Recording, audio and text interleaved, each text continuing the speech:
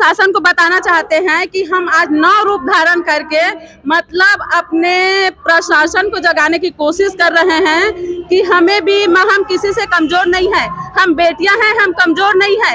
इसीलिए आज हमने नौ रूप धारण किया, नौ दुर्गा का रूप धारण किया ताकि प्रशासन हमें समझे, जाने और हमारी मांगों को बहुत जल्दी पूरा करे। पिछले बार जब चुनावी वर्ष था तो राहुल गांधी जी यहाँ पे आए थे राजनांदगांव में, और हमारी आंगनबाड़ी कार्यकर्ता और हमारी आंगनबाड़ी सहायिका से उन्होंने ये वादा किया था कि हमारी सरकार, जब कांग्रेस की सरकार आती है तो हम आपको सरकारी दर्जा देंगे और हम आपका मानदेय भी बढ़ाएंगे करके।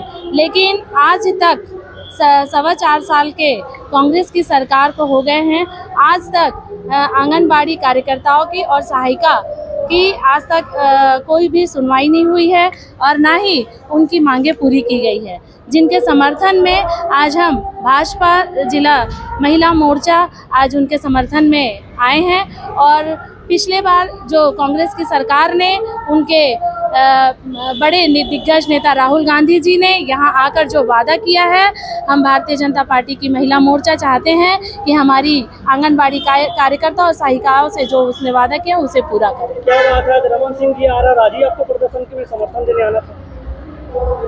हम अपनी आंगनबाड़ी बहनों के साथ हमेशा थे और ऐसा नहीं है, हमारे विधायक हैं, हमारे मुख्यमंत्री जी, वो हमेशा अपने राजनांदगांव में आते ही रहते हैं। उनका आज आना हुआ है ऐसा नहीं है, वो हमेशा राजनांदगांव के लोगों के लिए भारतीय जनता पार्टी हमेशा खड़ी रहती है और आज भी खड़ी है। भी आज अपनी आंगनबाड़ी कार्यकर्ता बहनों के साथ, उनकी सहायिका बहनों के साथ में हम लोग भी चाहते हैं कि कांग्रेस ने जो वादा किया है, उनके बड़े दिग्गज नेता ने आकर वो वादा वो पूरा करे, और उसके समर्थन में आज हम लोग भाजपा के महिला मोर्चा लोग उनके साथ हैं। और आगे भी अगर इस तरह की लड़ाई वो लड़ती हैं तो भारतीय जनता पार्टी भाजपा की महिला और भाजपा उनके साथ खड़ी है। जिला अध्यक्ष महिला मोर्चा किरण साहू।